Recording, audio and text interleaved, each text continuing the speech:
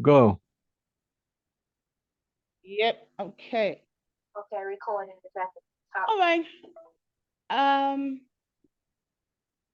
Good evening from here. I know it's morning over there, but it's night actually over here. And I'm honored to be in the room this morning, evening, night with the one and only, the one and only. I call him Chief, but I'm sure the rest of the world knows him as Aubrey Padmore. And I'm so glad to have you today doing this interview. It's taken a lot to have you. And so I just want to say thank you. Welcome. Oh, thank you for having me. I'm excited to be here. I'm glad to have you, really. I'm going to just go straight in. I wanted you to introduce yourself, but I just felt that would kind of be too formal. So I want us to take it as a conversation. And I know that before the night or the day is over, um, it's going to be a beautiful experience, and everybody will get to know who Aubrey Padmore is. Is that Yeah. okay? Yeah. That's cool. All right. So one of the things that strikes me with you, we've had a lot of conversations, and I believe in spending time with people because the more I spend time with them, the more I get to know who they are, and the more they actually rub off on me. And I can say that it's been awesome spending time with you and listening and learning from you. So I want you to just tell everybody, like I told them I was going to have a mystery guest, and you're the mystery guest. And I know that they didn't see that coming. So I want you to just tell everybody in in a few words, who is Aubrey Padmore? Aubrey. Well, I'm a cool hand Luke kind of guy with a vision and a mission and a plan of action for to make my life the best experience ever. Because where I come from was one of the worst experiences in terms of our history, our culture in one sense, but also I realized that that experience authored the opportunity for me to become someone special in my own space and then deliver my space to the globe unintentionally, but then it became intentionally. So, Mm, yeah, that's how I would summarize in a very short space who I am, a man with a plan and a mission and a vision, and an authentic heart to deliver the mission and the vision. mm. I like that. You've summarized yourself pretty well, but you've also been quite evasive because that's like a cap, but you really are. Okay, so I'm going to help. I'm going to help the audience because the topic for today, or the theme we're looking at today, is triumph over trials, redefining identity. And I heard you say just now that you didn't intend. It wasn't intentional in the first instance in the beginning, but after a while, it became quite intentional for you to make impact in your world and make sure that those around you also feel your impact. At what point did it actually become intentional? What triggered that decision for you to make the intentionality of your decision? That came at around 11 years old, actually. Um, when I was born, I couldn't speak. And so the only conversation that I could have was a conversation in my mind. And that was my mind was my first public, if you will. And back then I didn't think about it, but I realized as I grew that I had this interesting view of life that I could see every day cascade in front of me like it was yesterday, all the way up to now.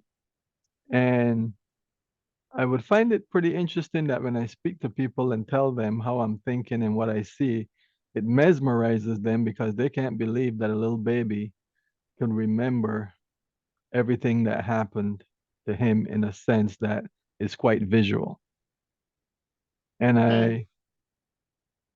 I didn't even believe it myself, but it kept coming. The memories kept repeating themselves the same way. And so I had to start paying attention.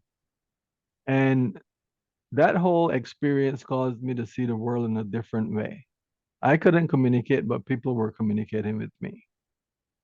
And as I grew and as I discovered more about where I was born, who my family was, what education looks like in my life, I decided that, this is an interesting thing that's happening to me. But along with the silence came an aggression. And I didn't like that part because I couldn't speak. So I had to find ways to communicate. And that was quite frustrating for me. And my mom would always keep me in Mm. the front window because she didn't know how to deal with me. As a matter of fact, when I became about 30 and traveled back to Barbados, I intentionally went to see her to ask, hey, what was it like really raising me? And how did you figure out how to time what was going on with me? And she said it became like a seventh sense because she didn't know what to Mm. do either. But she said that on those times when she felt danger and she came to check on me, it was easy to recognize that her timing was right on time. So the more I grew, the more I learned, and the closer she kept me to her. But as she was pulling me towards her, I was looking to find a way to get out. And I didn't believe all the things that I remembered initially until friends in the neighborhood kept reminding me, "Hey, Aubrey, do you remember when you couldn't talk?" Mm. And Mm. one young lady in particular, up to even last month, said, "Aubrey, you're something else, man. I always remember you, and you're the same person from a baby all the way up. How did you do that?" And I said, I wasn't really thinking about it that way. I was just thinking progressively and using my skill set as I learn to grow and interact with community. And some of the interaction wasn't that great because, of course, if you can't speak and you in the window, and then people calling you dummy, and I chronicled that little experience in my book, 40 quotes for successful living, Body because I quotes, needed a yes. roadmap to help me, and that's why I published this first book. And has been an interesting journey since then up into adulthood. And I realized that through that experience, I had the heart to want to help people authentically. I really care about people, and people are my passion. So Mm. that's the kind of Yeah. a summary on the genesis of Mute The to genesis of Aubrey. Mute Global Speaker. And it yeah, and it's really heartwarming, and it's really inspiring to hear you say that you couldn't speak for quite a long time, for quite a while. And reading your book and hearing you speak, you've explained how that happened. Do you want to share to us how that happened? Because one of the things that we're trying to achieve with this is um, to help those who similarly feel that they come from a disadvantaged background Mhm. and help them to push past every obstacle. And I've seen you, I've heard you speak, I've read part of your book, and I see that at every point in time, you rise just after you suffered a certain major setback. Mhm. It's almost like you're waiting for something terrible to happen, and then you turn it around and you make it into something big, like a big major comeback. So I want you to just give us a brief background into how you came about being born mute. That was a domestic violence issue between my mother and my father. And initially, I didn't know about it, but again, I had to go back in history and say, what the heck happened? And my older brother saw certain behaviors in me and he kept watching me. Now, he functioned as like a dad to me because I didn't have a father. But my father and my mother, I only had two major experiences with my entire life. The first experience that I Mm, remember is my dad came to visit me one day and he was trying to hold me, and he and my mother began to fight. And that didn't turn out too well because one of the neighbors saw that fight, and then she's like, well, let me try and get this baby out of their hands because something calamitous is going to happen. And that was the first time. And I remember him very vividly, how he was, what his face was, what he was wearing, the shirt, the pants, the hat. It was cocked on the mm, side to the right, and he's standing there with his sleeves rolled up, looking a kind of a loss, you know. And then the second time was by what we call the corner shop, which was down the street from the house. And the second time it was a similar thing. But mm, what happened in the fighting was the first fight that they had was before I was born. So mm. I was in the womb. I was the last child, and during that struggle, my father, as it was reported, pushed my mother down on this fresh cut rose bush, and it somehow threatened the embryo who was me. Oof. And so they took me to the doctors, and the doctors were at a place called Bailey Clinic back then. And the prognosis was that this baby is in shock and quite possibly will be born with some kind of abnormality. And that abnormality turned out to be being mute. So Mm. that's how that happened as the preamble to me having to grow up mute and then having to stutter to speak, you know. And when I heard the story, a lot of things came to mind, but the most important part was I couldn't blame them because I really didn't know them. I didn't know my father. I only met him that time when I was a baby, the second time on the corner, and then later on when I became, I believe I was 30 years old. And Wow. I came back into Barbados and I wanted to go and meet him because I wanted an answer. I needed for him to justify to me why he tried to cause harm. Mm, And back then, my second brother, who, well, my well, he was the older brother to me. Um, he was the third, and the older brother, I kept bothering him to take me to see my father. I needed to speak with him. And it took 30 years before he took me. So I had an experience where I went and I met him. And at the time that I met him, I began to feel sorry for him because mm.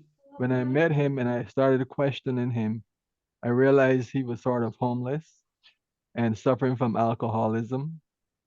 And so I kind of tempered my moment and took a picture, which is the only picture I have of him. And as funny as Wow. as it is, 30 years later, he didn't dress any differently. You know, Ooh. from back Yeah. then, being the baby and meeting him 30 years later inside of that conversation. But I believe from what I was told is that it isn't that he didn't want to come find me. He would try to come find me, but my mother would always block, you Mm. know? And one of the other experiences as I was growing up, I think there was a lot of trauma with me because at one night he tried to burn the house down. And Oh, wow. I was in the room where he was trying to burn the house down. And I'm not sharing this to cast dispersions on my family. I'm Oh, I- definitely not. I'm doing this to say, hey, I went through a lot of crap. And when I realized that when people meet me and have negative things to talk about me, it's a very depressing approach to learning me or talking about me. If you Mm. really want to know about me, don't broadcast negative. Talk straight. Straight talk and motivation was birthed out of that because I don't come Great. easy. I don't joke around. I'm a funny guy. But when it comes to life and authenticity and truth, that's who I am. as I grow along Yeah. because of all the experiences that I've been through. I don't have patience for stupidity. I like that. I like that. And I've seen that in the way you talk and in the way you do things. Um, it's amazing. And there's a quote of yours here right now that I'm looking at. And it says, quote number 5, really, from your quote note. It says, do not allow someone else's behavior to cause you to flinch. Live your life knowing that you are large and in charge. God gave you a life cycle. No one can touch you unless He allows it. And just listening to you right now, sharing um, the story behind your birth and why medically you came out mute, and watching you now and seeing how, and I read something in your book as well, when somebody used the N word on you and you didn't let it fly, you didn't let it pass, you didn't let it No, slide. no. You you went right back. Like the Yoruba people say, you didn't go back home to get an answer. I can't say that to you right here because you won't even understand me. So I just started to explain it. You didn't go back home to get an answer. You just stopped right there and you addressed it. And that's a testament to this particular quote. You've allowed yourself, because truth is, listening to you for the very first time talk about that gave me a certain like I keep telling you, speaking with you lets me know I'm not crazy. Mm-hmm.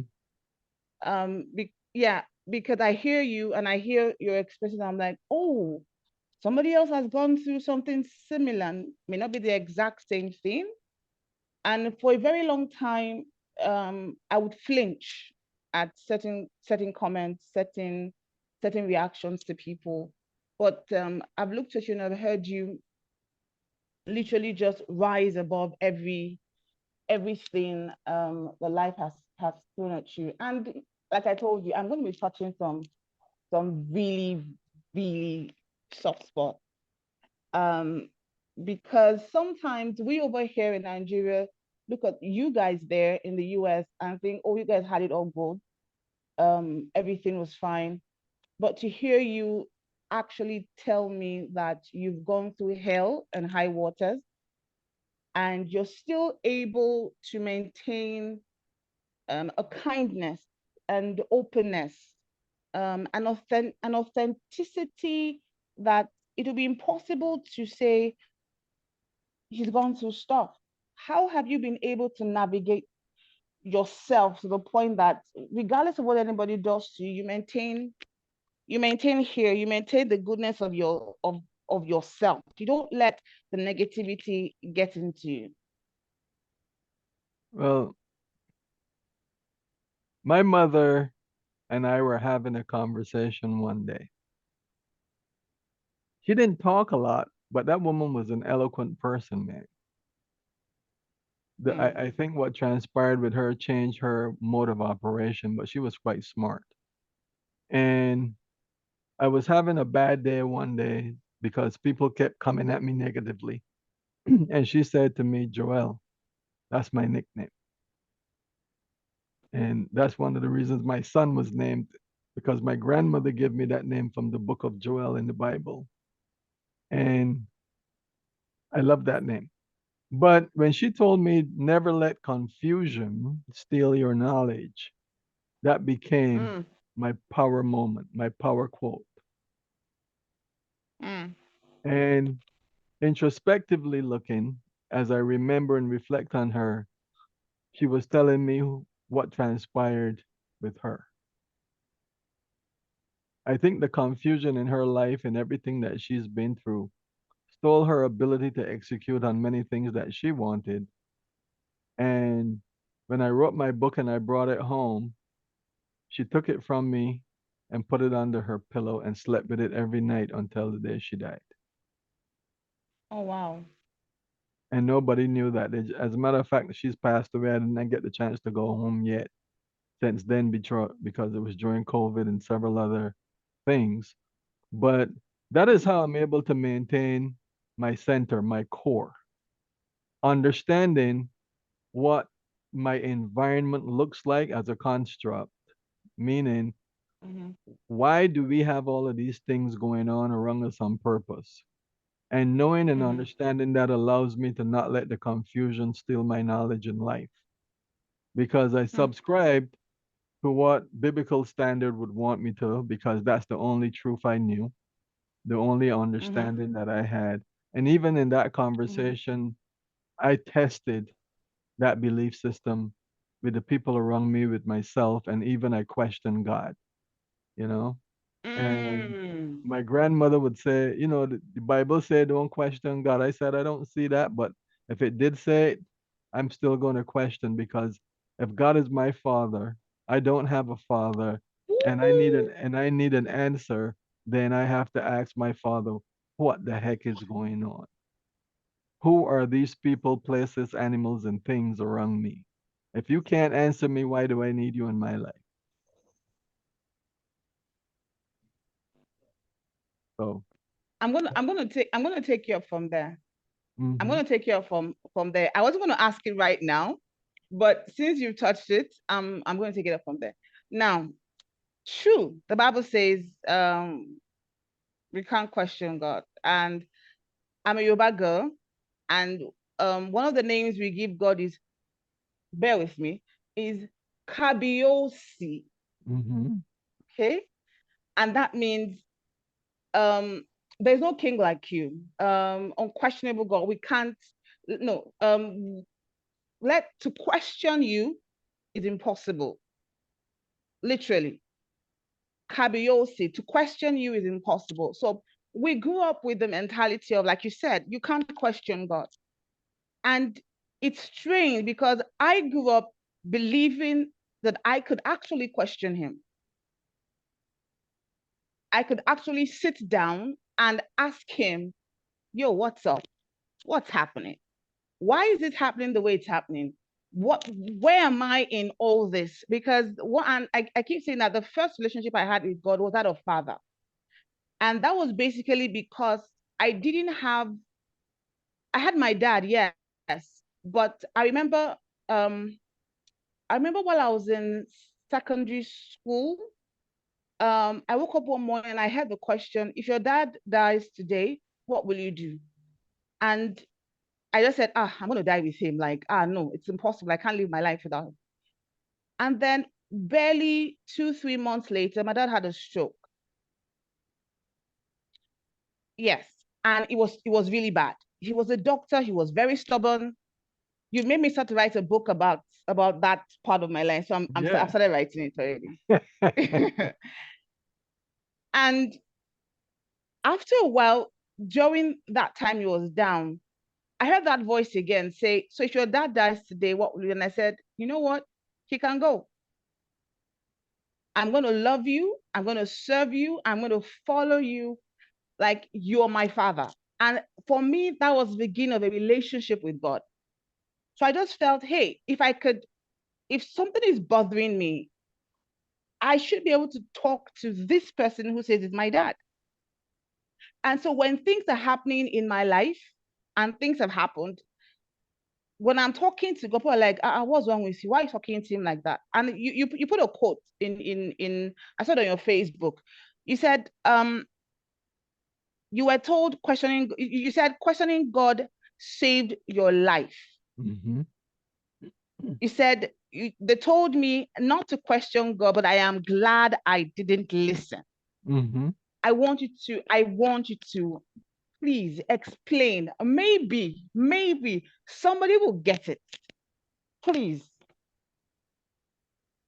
My culture has a belief system based on British poor law and welfare state mentality. And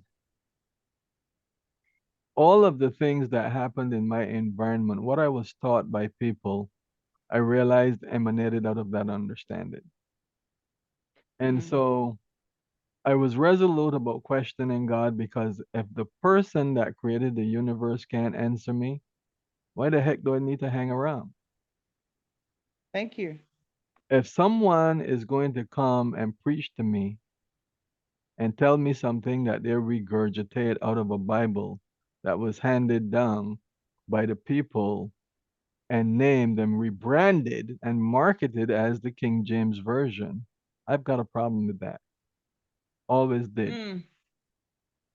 And as world affairs are now exploding in front of all of us, it allows me to see that what I believed and how I acted was appropriate. And I'm thankful and grateful that at 61 years old, I challenged the status quo. Mm. And I even challenged the belief system of the status quo, the communication, the language, the literature, the conversations. I challenge those things. And I go out and I study and I go to look for the things that can be proven or proved as a reciprocity part of life that you can test and stand the test of time. One of the things that God taught me directly, and people say, well, who are you for God to talk to you directly? Again, another British poor law mentality, welfare state thinking. If I know that I'm a king of kings and lord of lords that Mm. emanated from the owner of the universe, and you're going to come and tell me Mm-hmm. something stupid, I'm going to purposely ignore you, you know? And those things used to happen. So when people are challenging you and you know that you have to respond or be quiet based on what you want to achieve, that gives you the kind of power to understand. So I'm glad that the things that I learned by not listening to that bad behavior of information is what led me to Mm. where I'm at now mentally. Excuse me.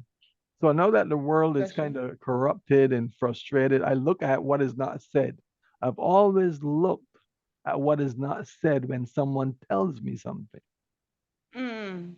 That way I can go and do more discovery because your conversation with me must have perpetual value to me when you speak to me.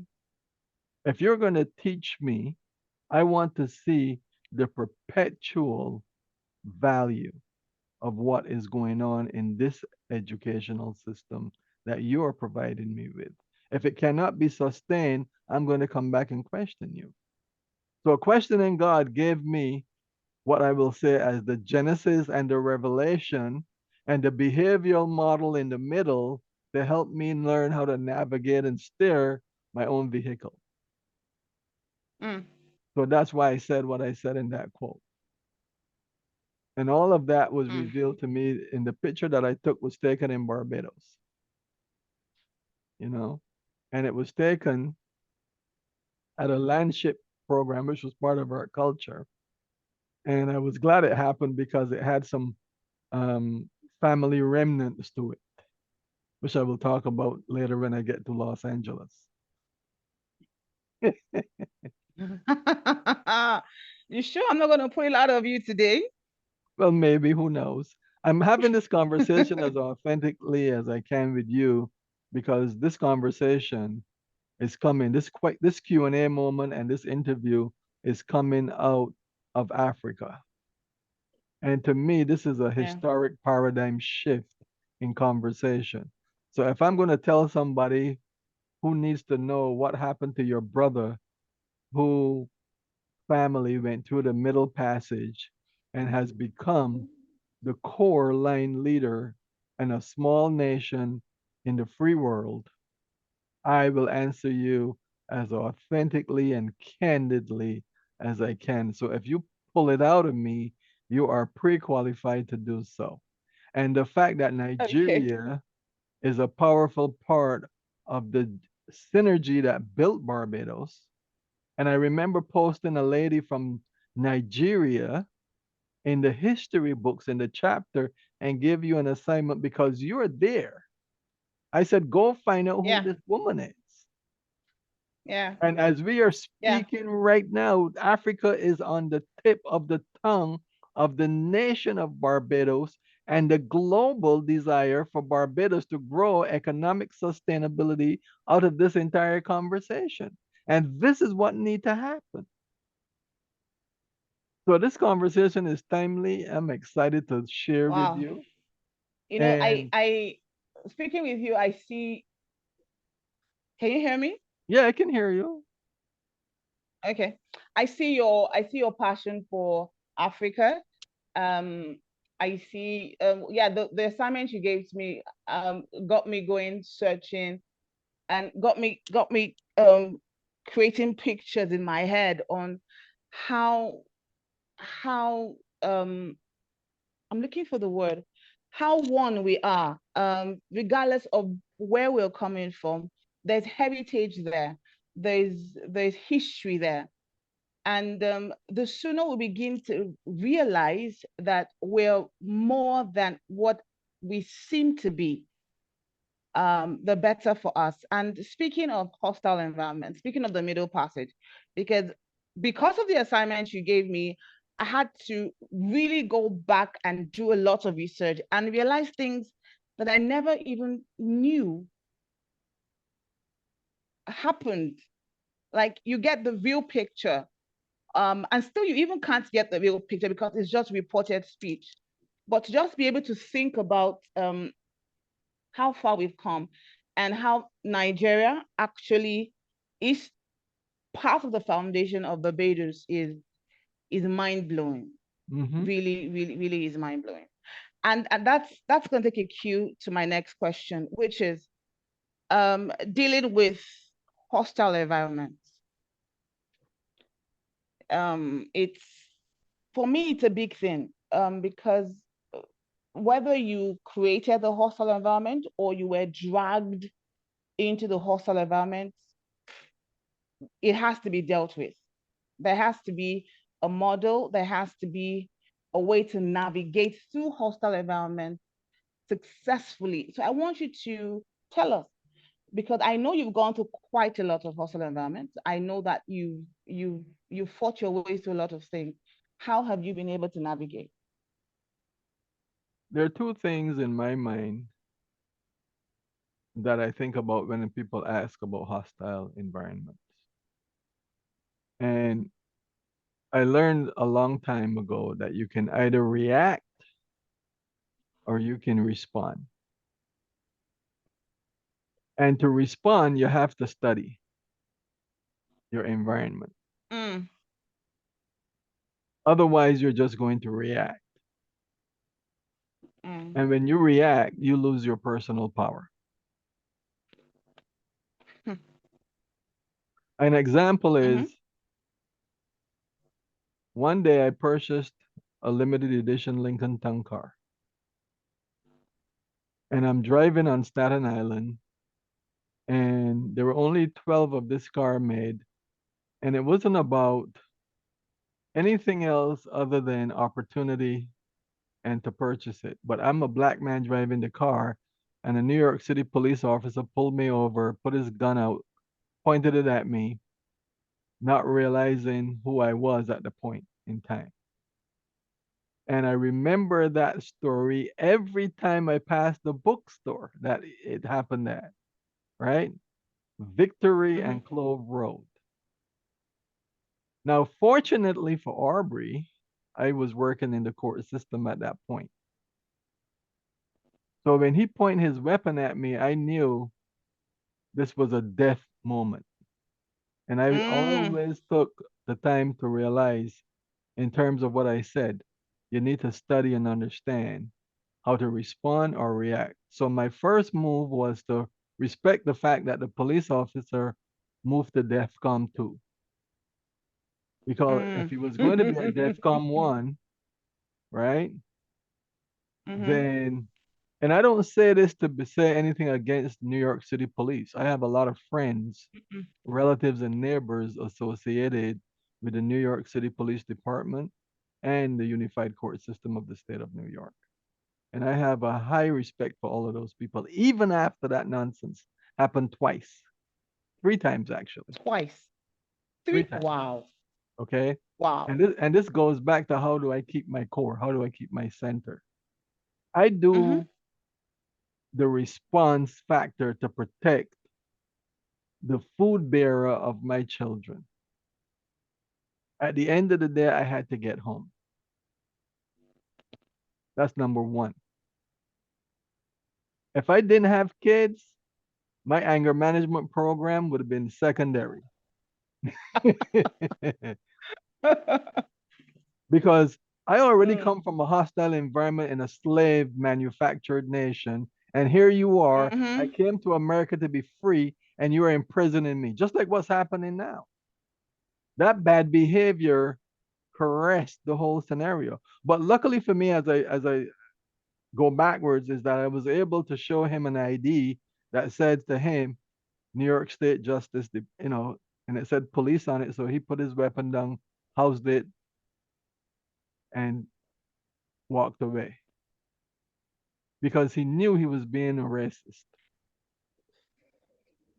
Mm. Mm. I was a bit pissed off actually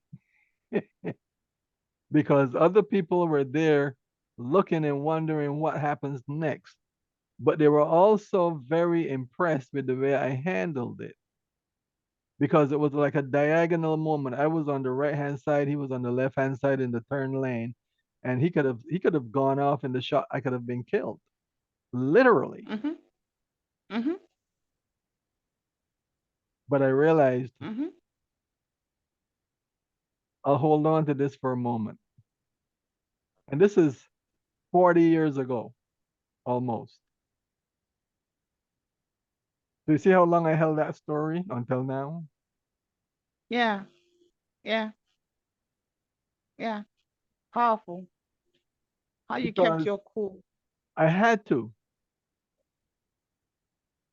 just like God has had to keep his cool for over Woo!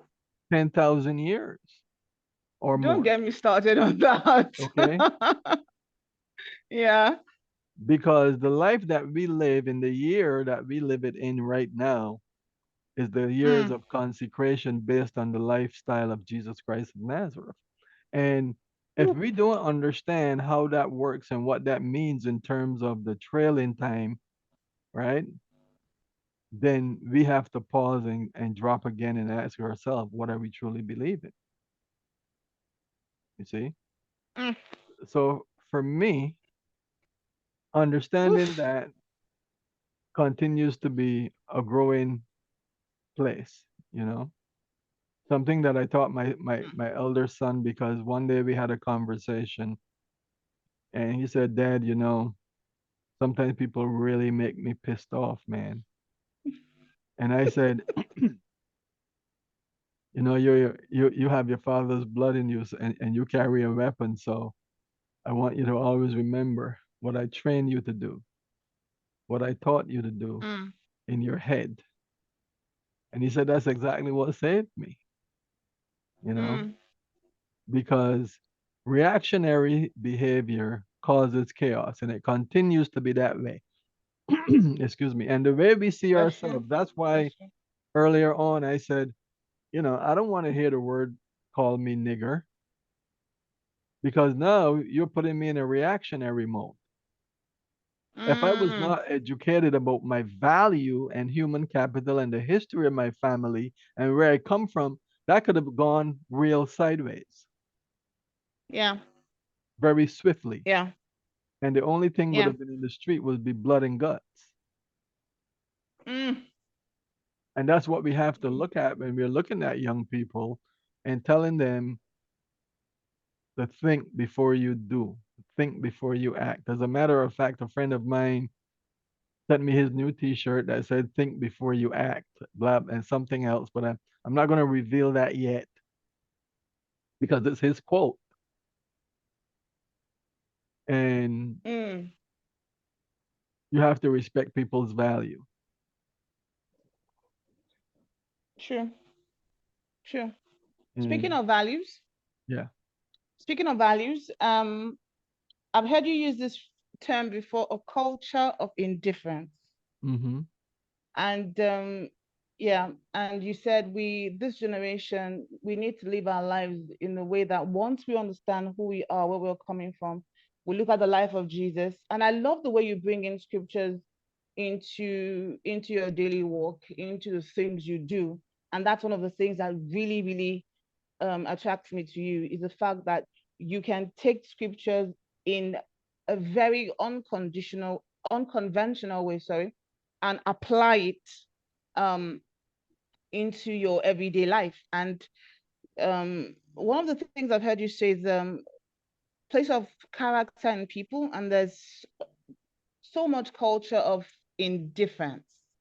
I wanted to teach us a little bit, just explain to us, how do we deal with that culture of indifference? How do we navigate a place where people really don't care about what they do?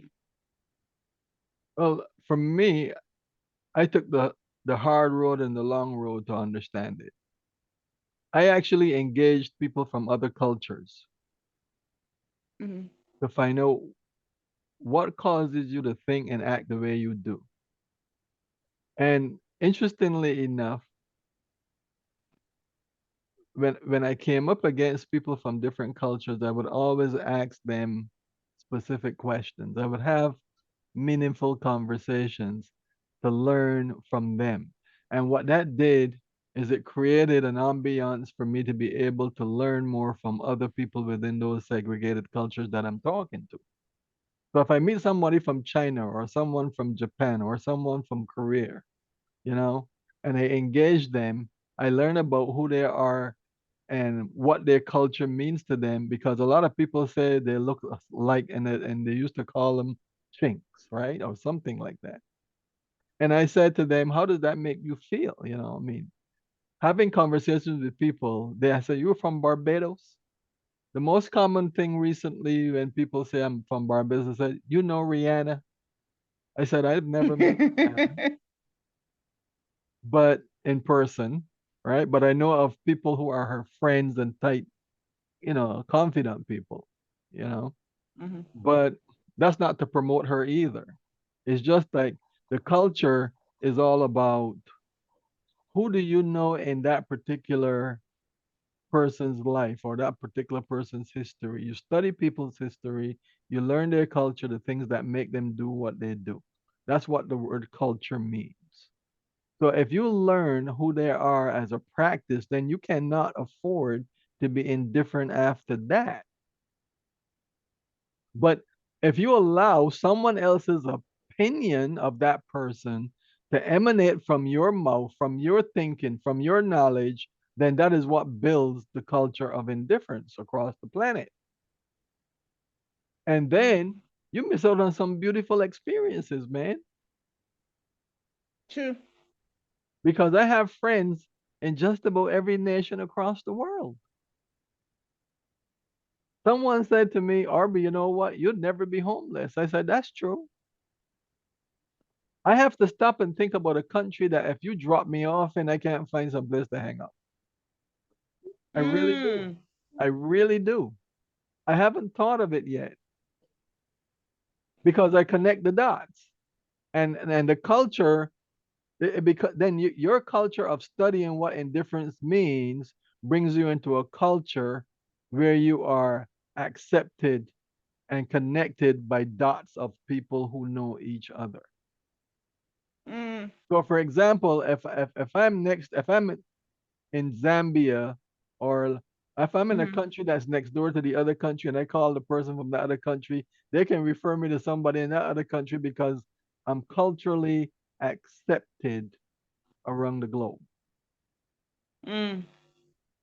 And to be Mm. honest, going on air and creating Carib Voice as an initiative when the World Trade Center fell, and learning how to navigate social media and all of these pieces, these are the parts that people know me from as a culture of innovation, you know. And so when I go and I check my stats, I see people from different countries. I say, wait a minute, they're listening to Carib Voice Radio there. What? Yep. And it's consistent with the stats when you go and you look. And I believe very firmly in the power of one individual from one nation. Because if one can meet one, that builds out a net, a network. And you Mm-hmm. connect the dots from that, and that's what begins to happen. That's the reality of your living. Mm-hmm. So I've had the Mm. experiences not just of meeting the people, but I've learned to cook in different restaurants that I was a part of.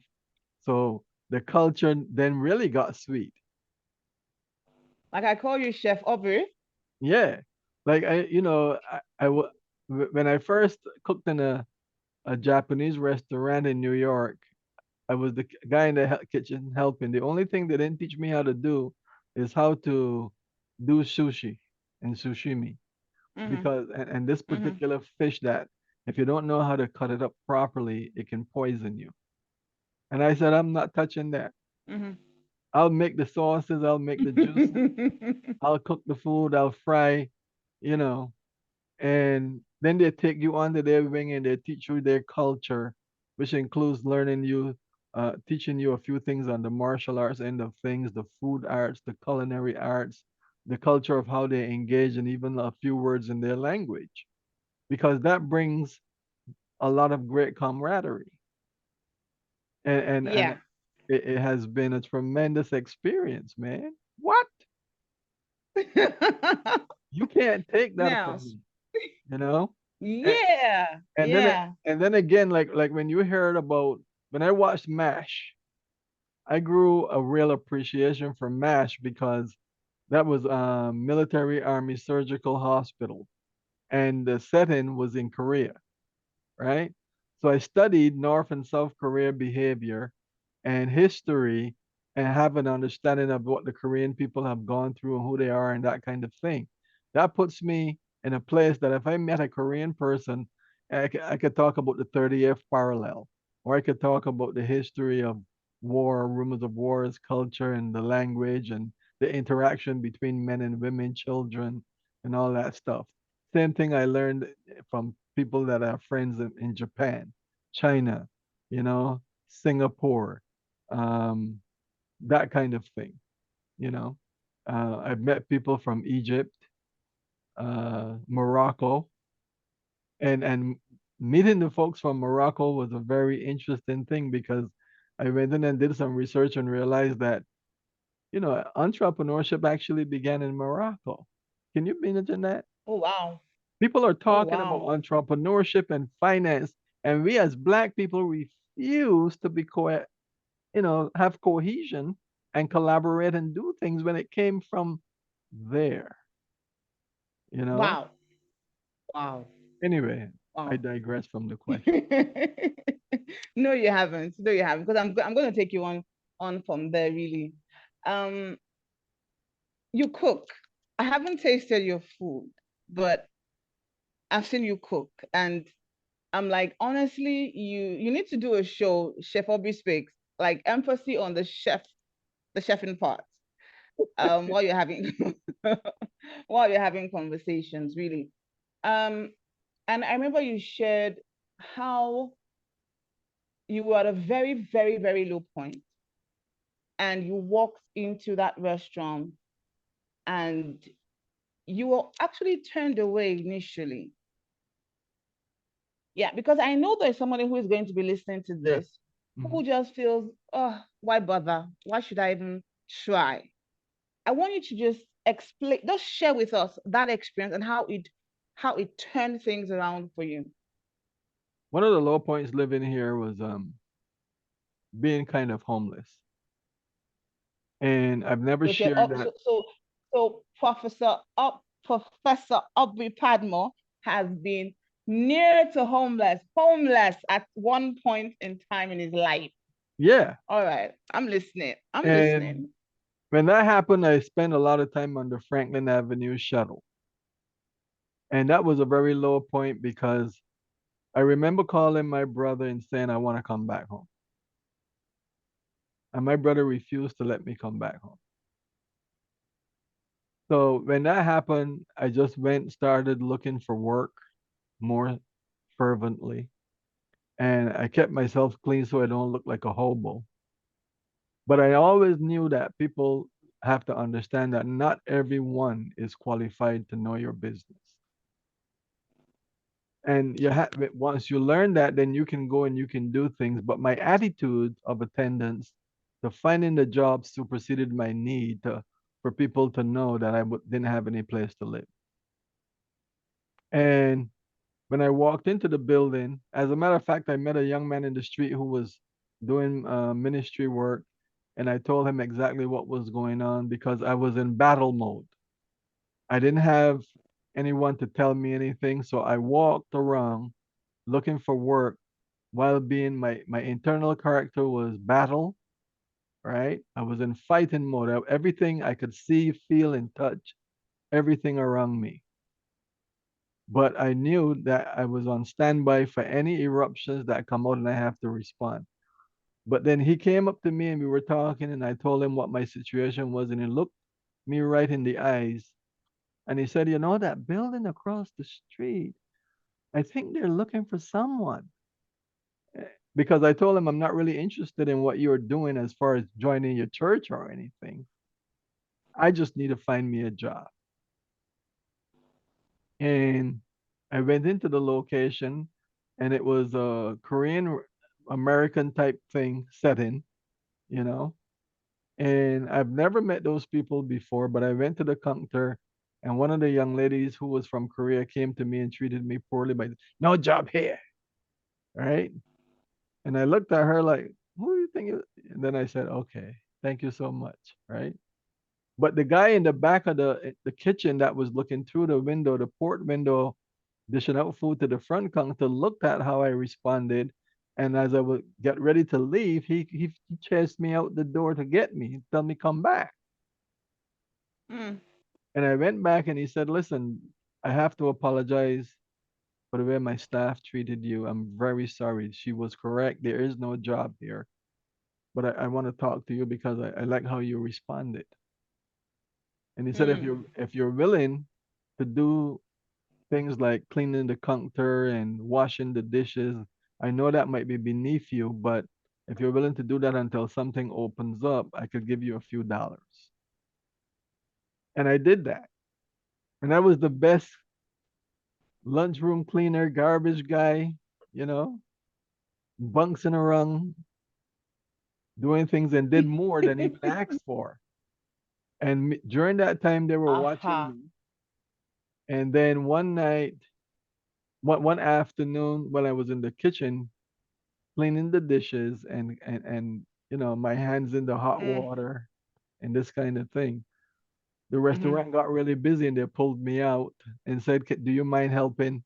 You know, and the young lady in the kitchen said, "Come here," you know, and through told me learn how to drop burgers and I that's how I broke into the food thing, you know. But from growing up in Barbados, every person that I knew back when I was growing up, you know, you learn how to cook your own stuff, you know.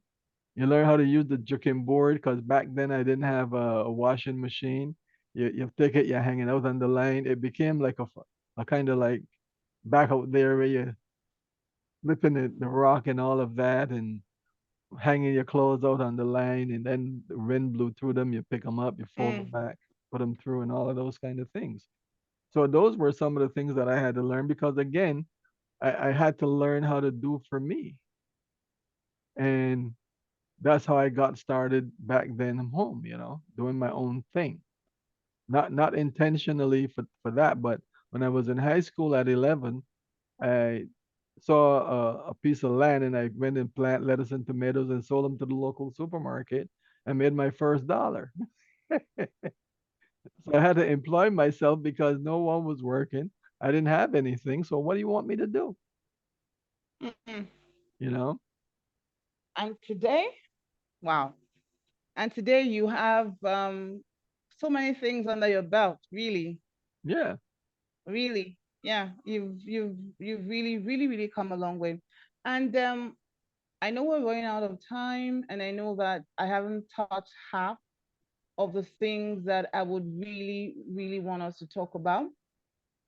But there are a couple of other questions I'm going to ask you, and I'm going to get really personal at this point Mhm. because, like for me, I remember there was a day I I sent you a message and I was really broken.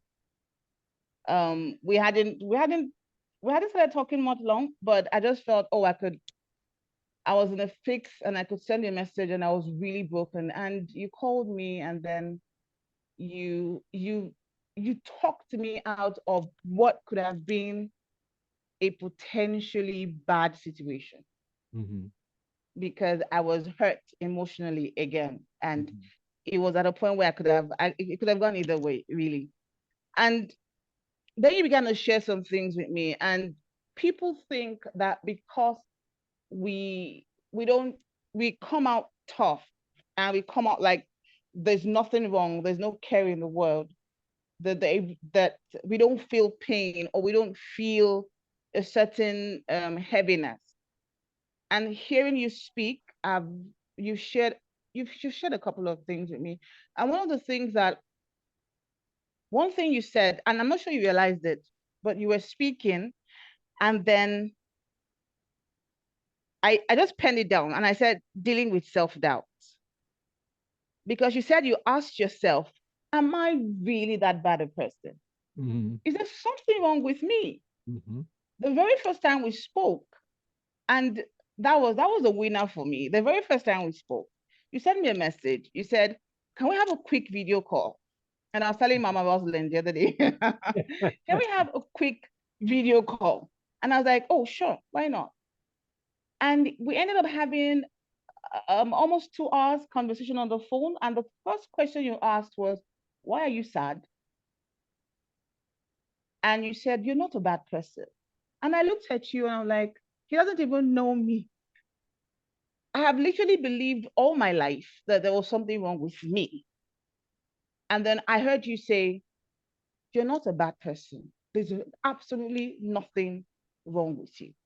And we're talking recently, and I heard you say, at some point in your life, you had to ask yourself, am I really a bad person? Am I really that bad? Is there something wrong with me?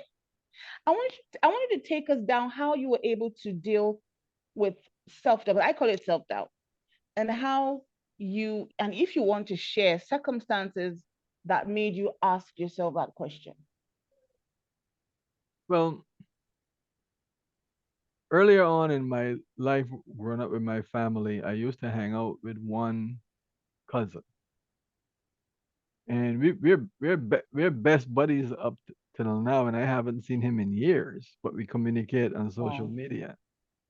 And just a couple of months ago, he said, Aubrey, we're more than cousins, right? We're besties. And that did it for me, right? Because he's right. He was my best buddy. And we grew up, there isn't Mm. anything that we wouldn't have done for each other. We used to hang out every day and so on. But Mhm. for me, when I realized how I was being treated, I didn't believe that I was a part of the family. I Mm. thought Mm. that I was an adopted kid from some other family that nobody was trying to tell me the truth. That was the core of my self doubt initially because I seemed such a Oof. far distance from the other people, as though something must Mm. be wrong with me. Yeah. And I realized, hmm, that may not be true. So I went and I asked God the question, what the heck is that about? And how do I know that you're even who you say you are in my head?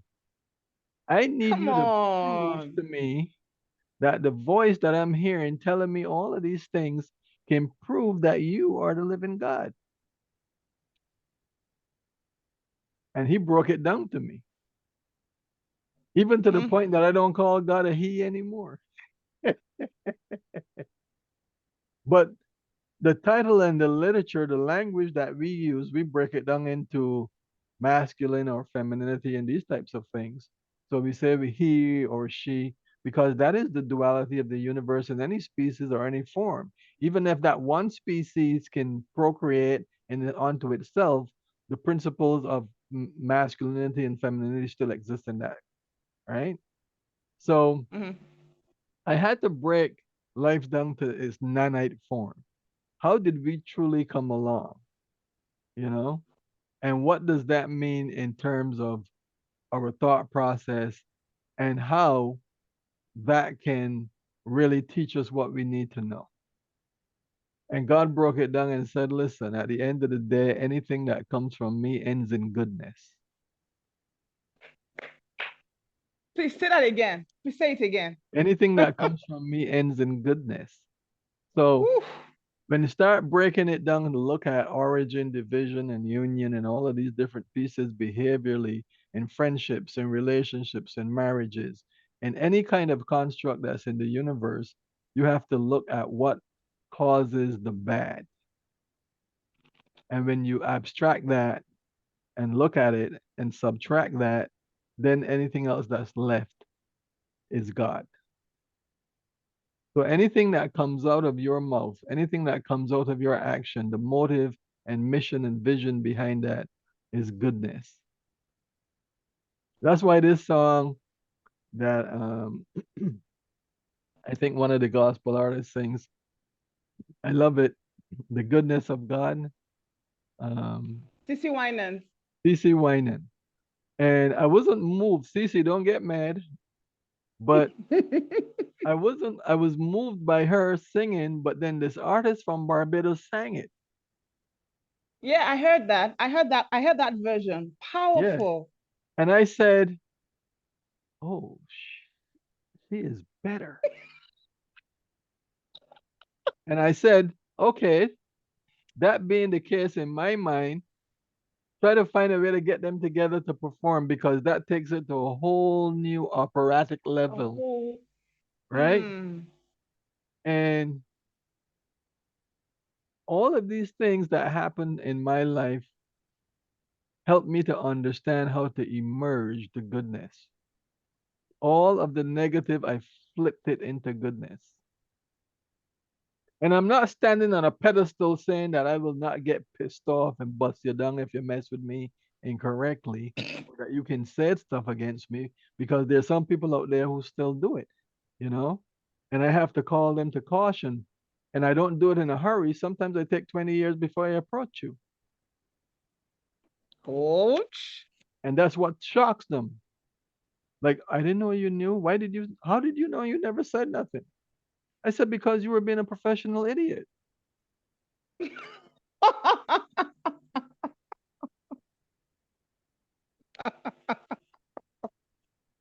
Oh boy, oh boy, oh boy. What is going on in our country today and in the world is I flipped this on someone this morning and asked them a question. And they answered me back. I said, why do you think the world is in chaos? And they told me Mm. because people are lashing out because they don't know how to solve problems. Mm. And I said, absolutely. Because you can only lie to someone for a certain period of time. True. True. And that's why I don't practice lying. Because number one, I'm kind of chronically lazy in some ways, and that's one of my lazy ways. You know, if I Too have much to, trouble trying to cover it up. yeah, I don't have time to try to cover nothing up. If I have something going on in my space that's none of your business, it's simply none of your business. I know your But business. if it's something that I Yeah. want you to know, I'll tell you and then I'll move on to the next thing. I'm not spending all of that energy, time, effort being negative with you. Why? It doesn't help me. And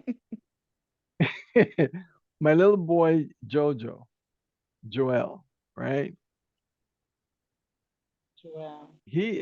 Has become in the last 5 years the epicenter for my mental and spiritual freedom. I cannot go back into that abyss of nonsense because if a little child can come along and compare behaviorally to you at your age now, at his age, and how people respond to him, and he's winning awards and all of this stuff, I said, oh my God, it works. Yeah. That's the evidence. Yeah. Because you have people that you respect and trust, and they turn around and spit on you. You know how that makes you feel? And then there are people that you train, raise up, and they're making good money, have great lives, and then they spit on you. Mm-hmm. You know what I said?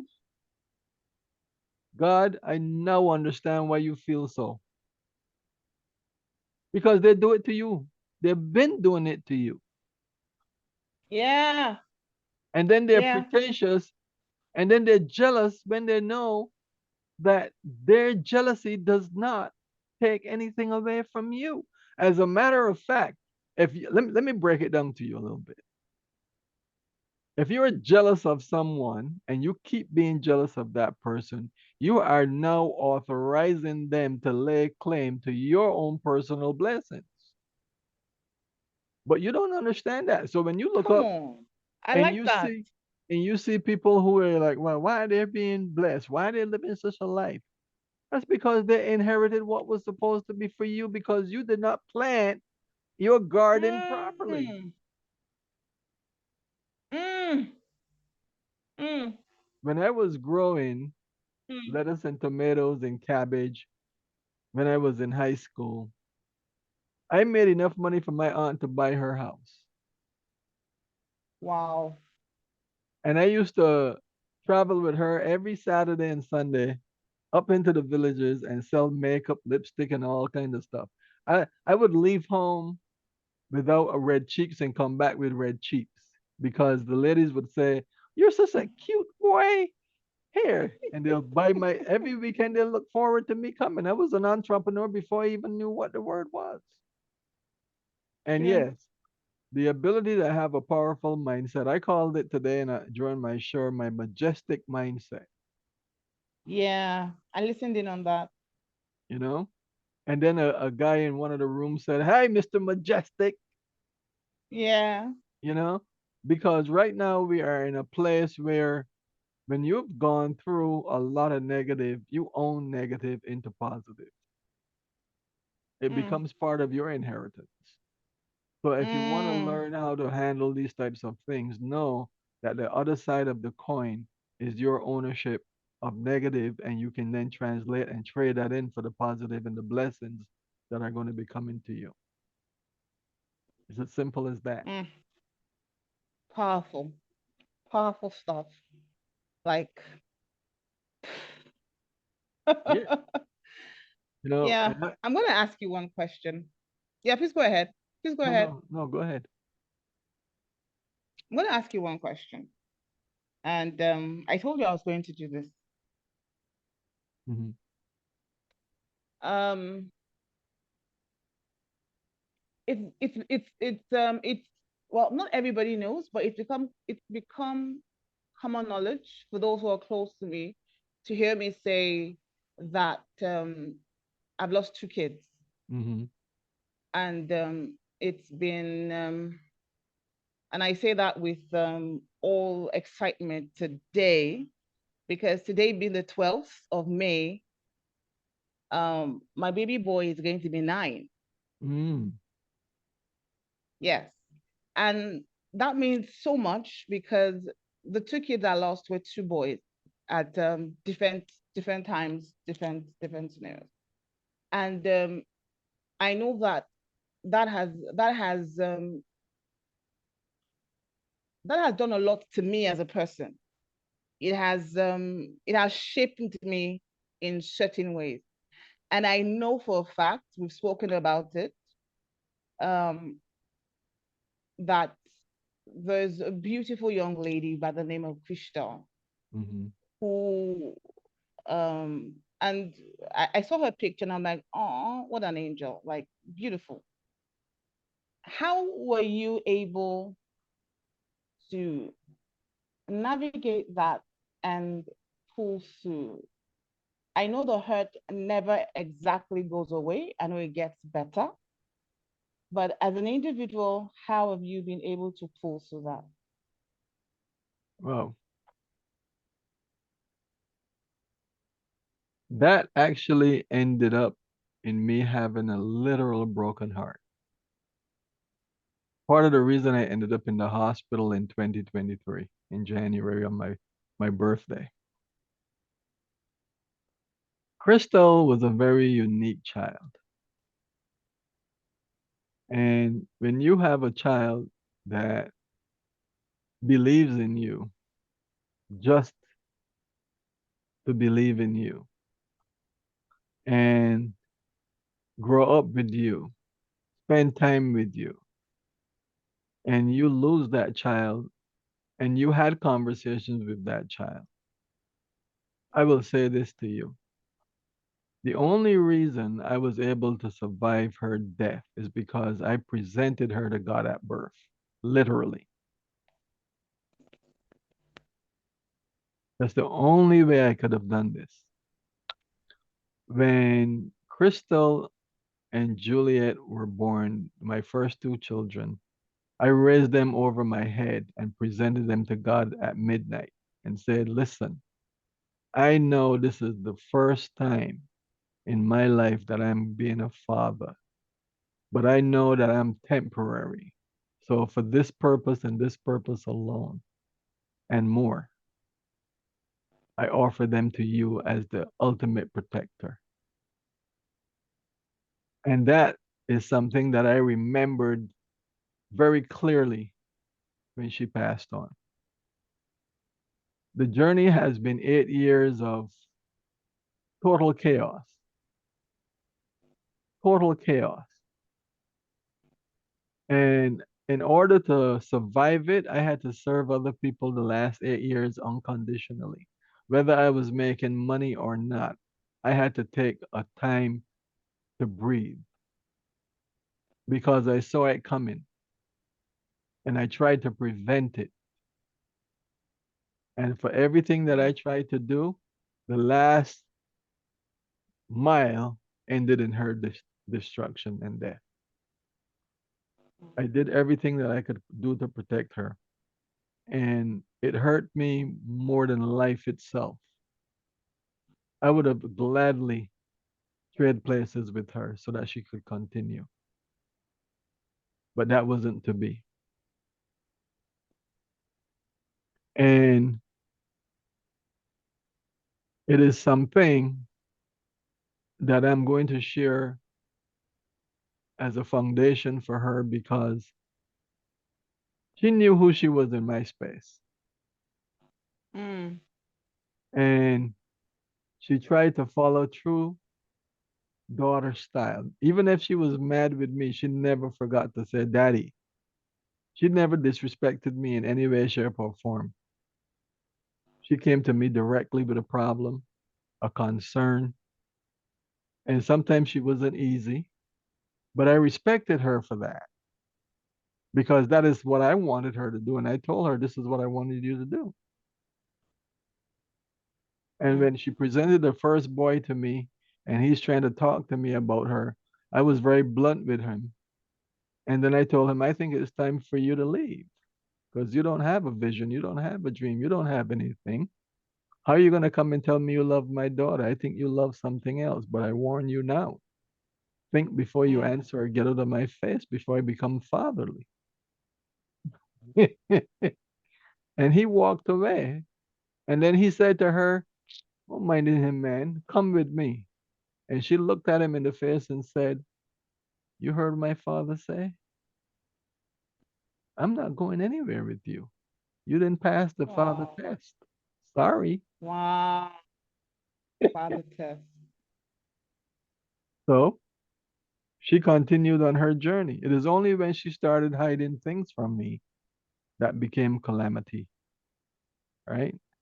And I received a call from the hospital uptown in New York, and I remember it very clearly, Mm. not just because it was her, but it was the night that they had one of the worst storms in New York history. And I left the house Wow. and I said, I'm going to go get my daughter. And the person said, you know how bad the storm is out there? I said, there's no storm that's going to stop me. Mm. Either I am going to get her or we're going to perish together. Mm. And I took her home. By the time I got Mm. across the Queensboro Bridge, the weather subsided. And I took her Mm. home, made sure she was all right, and hit the BQE and headed back into Staten Island. But I will always cherish and remember her because she was a really good child, you know? And overcoming it is not something that you do, you learn to live and accept the fact that qualifies you to pass on. But you Mm-hmm. hold on to the moments of living and loving because that is the legacy season. And if you're never born, those experiences you can never have. And it is better to have the experiences than never to be born. Remember, Oof. in my mind, it takes 75 billion sperms to one out of 75 billion sperms become that kid, that child, male or female. That's a very powerful statement to be alive on this earth. You ran a race against 75 billion sperms. And I'm not ashamed to say that because science is science and truth is truth. How you absorb it is a Mm. different thing. So she means a lot to me, and I'm working now on trying to get her foundation together because I don't want young people to go through what she went through and suffer at the hands of death. Yeah. And I knew she would want that. Yeah. But yeah, I lost my Yeah. mind when she passed. I That's did.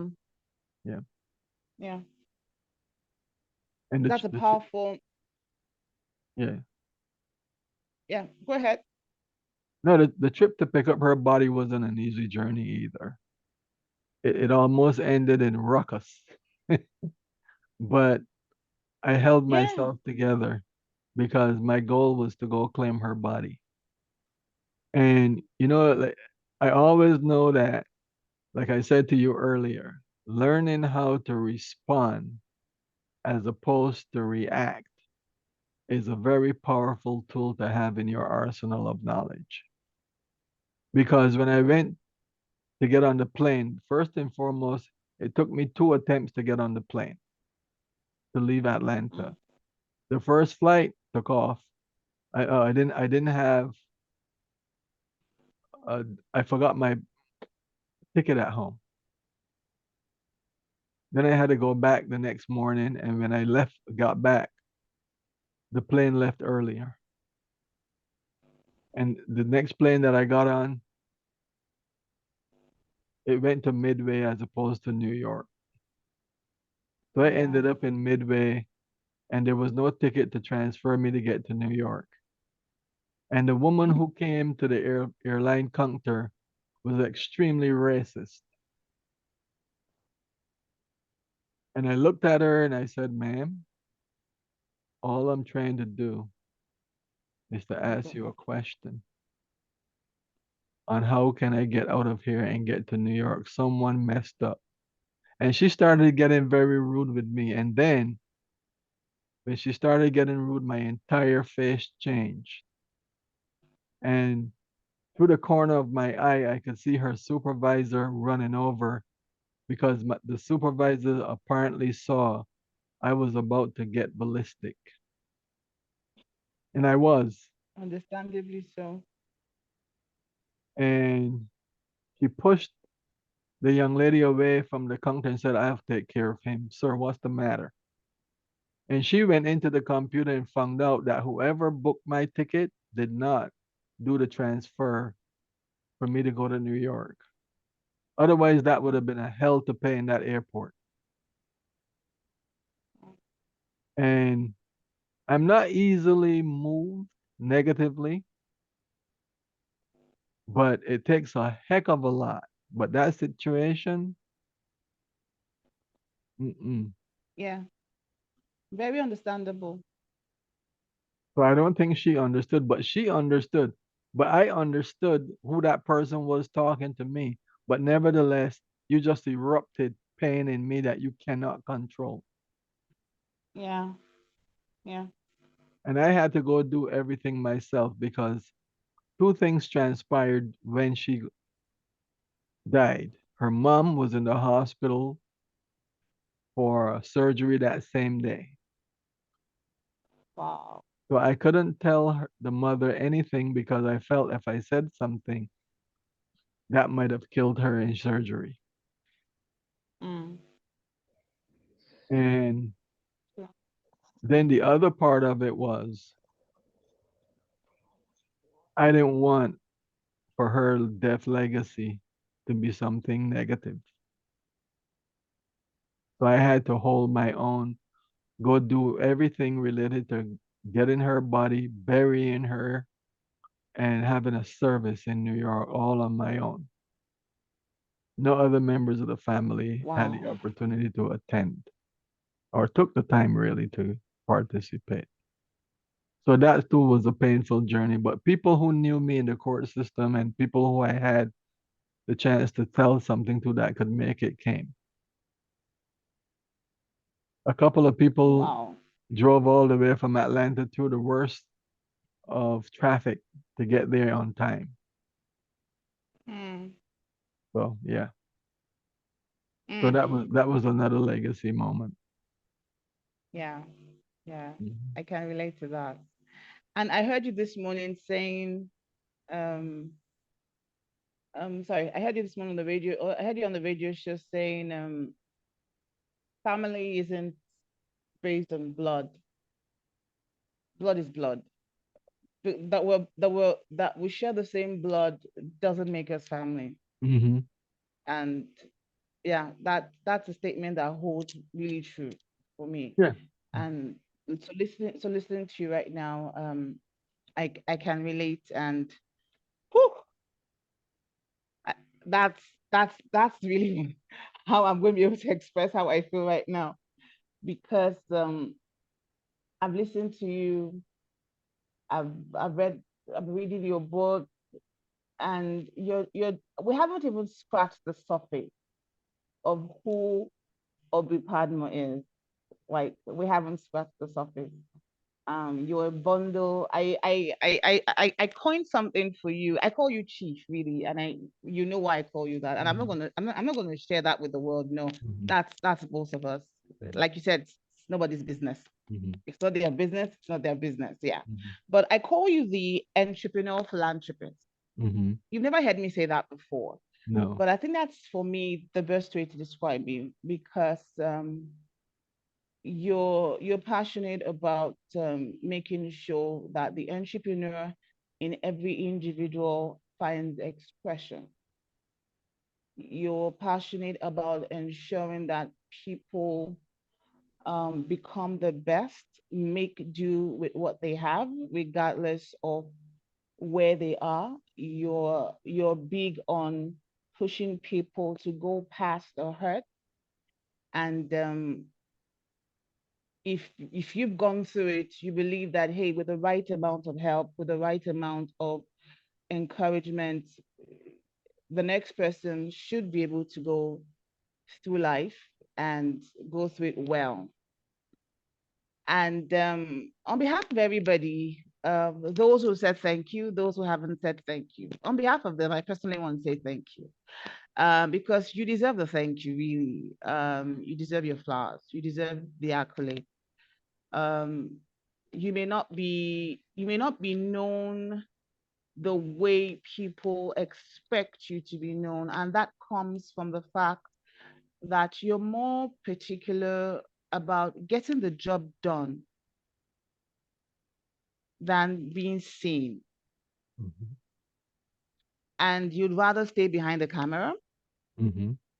but you know that the time is coming that isn't gonna fly anymore. You can't Uh, hide behind the camera anymore. It's I've been legacy told that time. I've been told that many times in the last 90 days.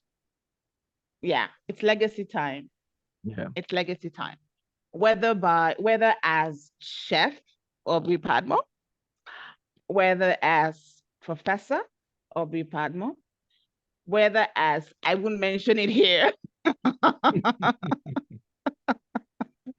but we know that the time is coming, Mhm. and you bring home this quote, which I heard you say on an interview about 6 years ago, you bring home this quote and it says, "You're not responsible for where you're coming from. Mm-hmm. You are only responsible for where you're going." That's right. And yeah, and from the boy who was born mute to the global speaker, you have you have made that statement true. You have validated that statement. And I'm sure that everybody who is listening will find the strength and the encouragement and the resilience to be able to push and determine that they will they will make a mark regardless of where they're coming from. Like, you pushed me to start writing a book. I never thought I would. I played with the idea, but you said write it. And so I've started. Yeah. I'm writing. Yes, you are. I'm Our writing. stories Yes, need to I be am. told, right? Yeah. Yes, And yes, they do. whether implied or explicitly stated, every single day that we live and breathe is a chapter in our book. And Mm, the more and more I tell people, I started doing publishing because I wanted to write for me. I love to write, I love to share my introspection externally and use my experiential knowledge and capacity builders to show people how I did what I did, you know? And that's why Global Village was created. Actually, a young lady created it. And then she said, I don't want to do it anymore. I'm tired. And I said, well, I just still carry the torch for you so that you can, if you mm, decide to come back one day and take it back, then it's yours. Because mm. I don't believe that you should give up on people if you don't have to. But some people push you to the point of saying, you know what, keep moving. And Yep. and and I learned that through the whole idea of how God created the prodigal journey. That is your Mm, exit strategy from a biblical perspective, you know? mm. And I believe that if you're on this earth, you should be an innovator. Yeah. And if you can't be an innovator, don't get in the way of those who want to innovate. Just help them, you know? True. So when you say that I want to see and hear from the entrepreneur, it's true. Because if the man who owned the supermarket in Barbados did not buy my product, I would not have become who I am now. And I wasn't doing it to prove a point. I just knew I needed something to do for myself because I needed to eat. And if you begin and look around, if you begin to work hard and smart, but more smart than hard, then the deliverables will show up. And that's what happened for me, even up to now while I'm talking to you. You know, like I said to my son Jojo, I said, do you want to do your first radio drop? And he said, sure. And I give him the script what to say, and he read it, and he has a 5 second drop. Come And on. I, Go, I'm, Jojo. yeah, Jojo. And what I found interesting is that watching me do what I do and hanging out with me every day, he did his best for himself because he doesn't know any better, but he appreciates having me around him. And as a person who grew up without a father, I have been so disenfranchised over the years and saw others disenfranchised that I made myself a promise that I'd be the best father I could be. It didn't always work out because of relationships now. And this is why I will say to moms that when don't block the pathway for a father who cares for a son or daughter just because you guys don't get along. That's right. That's right. That's right. I firmly believe that when you abuse fatherhood in the family, you're screwing up an entire 10 generations of legacies. Yes, sir. Yes, sir. Yeah. So Yeah. that's my emotional moment at that point. Yeah, I was hoping you would get that way. Oh wow, it's been awesome. It's been Thank you. awesome. I don't know how to say thank you. I don't know how to. Oof, it's been awesome. Thank you so much for taking time out of your busy mogul schedule. Hmm. It took us a lot to get you here. It took us a lot to get you here, but I'm grateful you're here, and I'm sure that the listeners are going to want to listen to this over and over and over again. Just listen to the great Aubrey Padmore. I'm sure that the next generation is going to be able to refer to this as a tool, as a manual to navigate life, regardless of where they are at.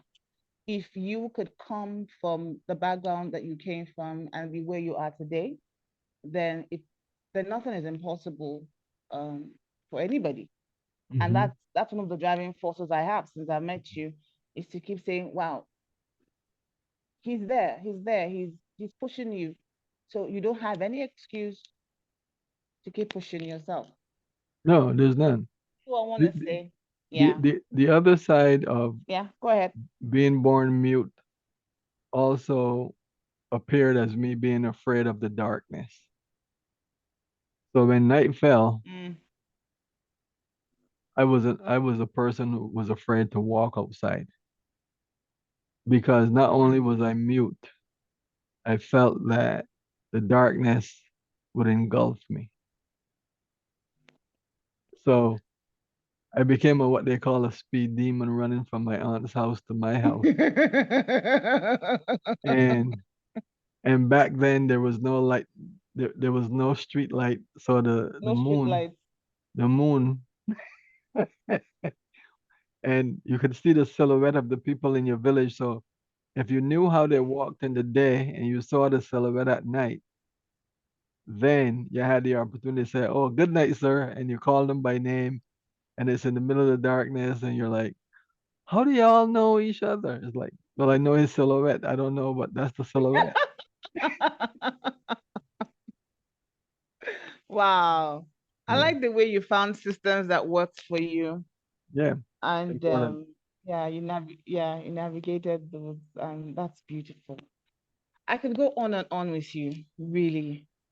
And I'm sure tech will probably just send us away. So we'll bring it to a close this beautiful Sunday morning. Um, thank you so much. You're Thank you. welcome. Thank you. Thank you for Thank you. having Thank me, you. Thank you so much. and I'll take this opportunity to Thank you for welcome. having uh, me. Yeah, to welcome Okay. you to Carib Voice Radio, Yeah. and use this opportunity to empower yourself like I empowered myself and grow who you are as a speaker, a broadcaster.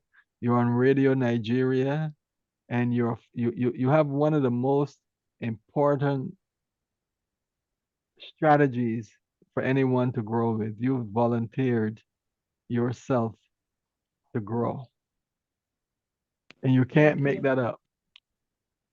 So No, you can't make that up. now And I learned that. Yeah. you now have ownership of 52, what is it, 52 countries on the continent of Africa, or 54, something like that. I think it's 54. I think it's 54.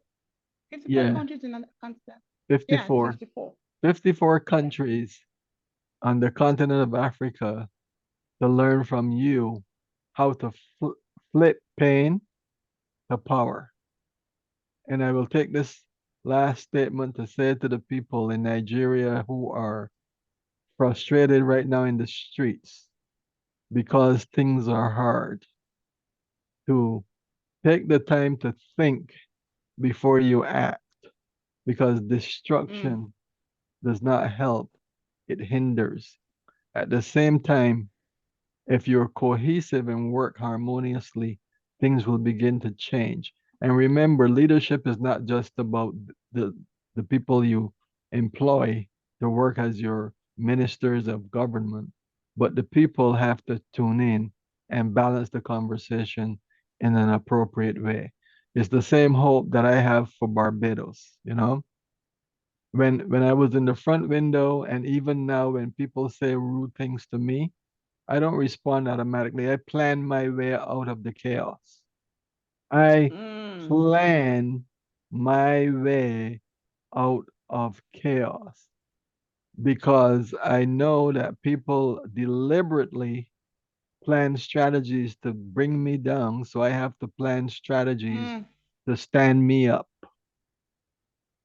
Woo! And I'm going to end on that note. Like, that's a beautiful way to end this. Plan your way out of chaos. Thank you so much, Chief, for this privilege. I'm elated. I'm excited. I'm pumped. Thank you so much. So it's been live here on Carib Voice Radio with the one and only Professor Aubry Padmore. Thank you so much. See you next time. Thank you. Thank you so much for having me. Yeah. Okay, bye bye. Bye. Bye.